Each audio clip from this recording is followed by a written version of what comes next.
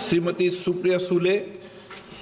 Sir, Maharashtra में railway मंत्रालय का काम सचमुच अच्छा हो रहा है और उनकी टीम को मैं कॉम्प्लीमेंट करूंगी, क्योंकि रेलवेज ने सफाई, इनकी मैं हमेशा प्रशंसा इसलिए कर रही हूँ कि सफाई के मामले में रेलवेज ने बहुत अच्छा काम किया है।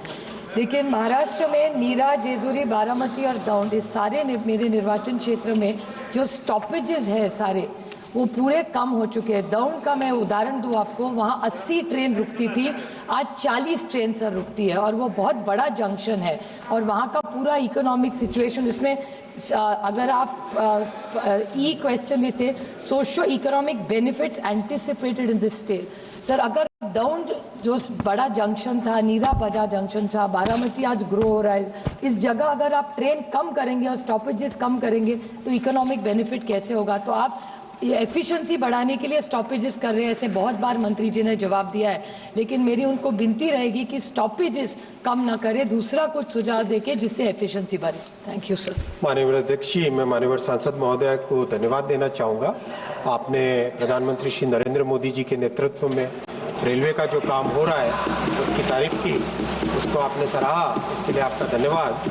माननीय अध्यक्ष जी, मैं ये कहना चाहूँगा कि पुणे दौंड एरिया इतना महत्वपूर्ण एरिया है कि उसके लिए टोटल एक नया मास्टर प्लान बनके बहुत ही अच्छा एक प्रोग्राम बना है।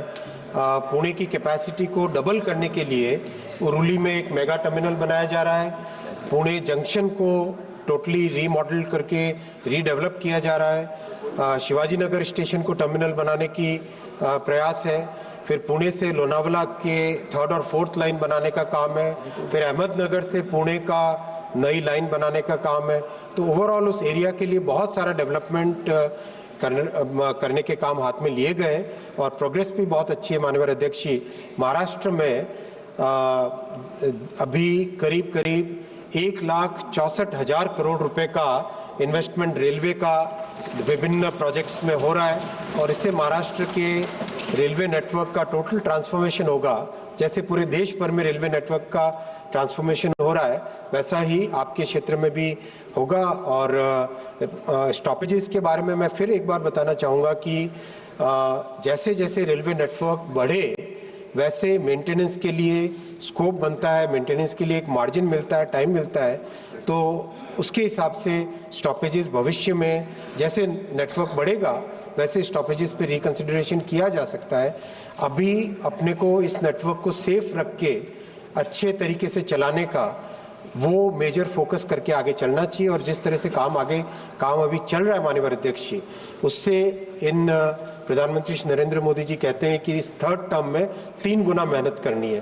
तो इस 3 गुना मेहनत से जो परिणाम आएंगे, इन 5 वर्षों में रेलवे एकदम ट्रांसफॉर्म होकर निकलेगा।